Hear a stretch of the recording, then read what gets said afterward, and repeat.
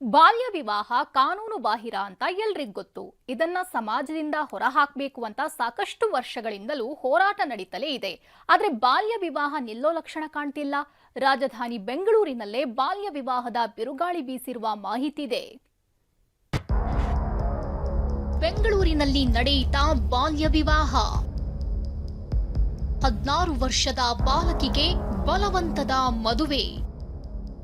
ಇಂಥ ಅನುಮಾನದ ಪ್ರಶ್ನೆಗಳು ಶುರುವಾಗಿದ್ದೇ ಈ ದೃಶ್ಯಗಳಿಂದ. ಬೆಂಗಳೂರಿನ ಅಶೋಕನಗರ ಠಾಣಾ ವ್ಯಾಪ್ತಿಯಲ್ಲಿ ಬಾಲ್ಯ ವಿವಾಹ ನಡೆದಿದೆ ಅನ್ನೋ ಆರೋಪ ಕೇಳಿಬಂದಿದೆ. ಸೆಪ್ಟೆಂಬರ್ 26ರಂದು ಆನೆಪಾಳ್ಯ ಮೂಲದ 16 ವರ್ಷದ ಅಪ್ರಾಪ್ತೆಗೆ ಬಲವಂತವಾಗಿ ಮದುವೆ ಮಾಡಿಸಿದ್ದಾರೆ ಅಂತ ವಕೀಲರೊಬ್ಬರು ಆರೋಪ ಮಾಡ್ತಿದ್ದಾರೆ. ಅವರು ಆರೋಪಿಗಳು ಅದರಲ್ಲಿ ಕೆಲವು ವರ್ಕ್ ಬೋರ್ಡ್ ಮೆಂಬರ್ಸ್ ಇದ್ದಾರೆ, ಮತ್ತು ಕೆಲವು ಮೌಲಿ ಸಾಹೇಬ್ ಅವೆಲ್ಲ ಇದ್ದಾರೆ, ಅದರಲ್ಲಿ ಇನ್ವಾಲ್ವ್ಮೆಂಟ್ ಇದೆ. ನಾನು ಅದೇ ರೀತಿ ಒಂದು ಕಂಪ್ಲೇಂಟ್ ತಯಾರು ಮಾಡಿಬಿಟ್ಟು DGP ಸಾಹೇಬ್ರಿಗೆ, ಕಮಿಷನರ್ ಸಾಹೇಬ್ರಿಗೆ ಮತ್ತು DCP ಅಕ್ಷಯ್ ಸರ್ಗೇನು ನಾನೇ ಪರ್ಸನಲ್ ಆಗಿ ಭೇಟಿ ಮಾಡಿಬಿಟ್ಟು ಈ ರೀತಿ ನಡೀತಾ ಇದೆ, ತಾವು ಆ್ಯಕ್ಷನ್ ತೊಗೊಳ್ಳಿ ಅಂತ ಹೇಳಿದೆ.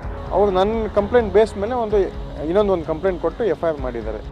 ಮುಸ್ಲಿಂ ಮುಖಂಡರ ನೇತೃತ್ವದಲ್ಲಿ 16 ವರ್ಷದ ಬಾಲಕಿಗೆ ಬಾಲ್ಯ ವಿವಾಹ ನಡೆದಿದೆ ಎನ್ನಲಾಗಿದೆ. ಬಾಲಕಿ ಗರ್ಭಿಣಿಯಾಗಿರುವ ಬಗ್ಗೆಯೂ ದೂರಿನಲ್ಲಿ ಉಲ್ಲೇಖ ಮಾಡಲಾಗಿದೆ.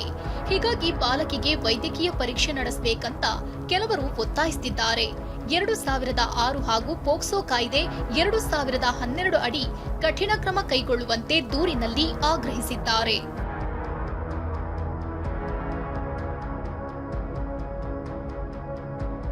ಸದ್ಯ ಅಶೋಕನಗರ ಠಾಣೆಯಲ್ಲಿ ಪ್ರಕರಣ ದಾಖಲಾಗಿದ್ದು, ಪೊಲೀಸರು ಬಾಲಕಿ ಪೋಷಕರು ಹಾಗೂ ಯುವಕನ ಪೋಷಕರನ್ನ ವಿಚಾರಣೆ ಮಾಡುತ್ತಿದ್ದಾರೆ. ಮುಸ್ಲಿಂ ಮುಖಂಡರ ಭಾಗಿ ಬಗ್ಗೆಯೂ ತನಿಖೆ ಮಾಡುತ್ತಿದ್ದಾರೆ.